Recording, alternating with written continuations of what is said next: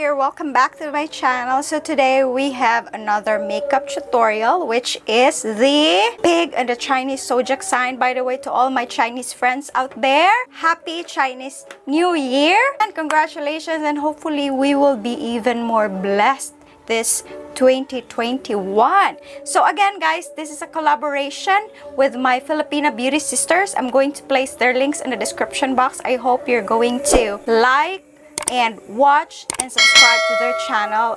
It would be very awesome and very helpful to us. I hope you're going to enjoy this video. By the way guys, if you're a returning subscriber, thank you so much for being here. If you're new, please don't forget to like, share, and subscribe. So without further ado, let's hop into the video.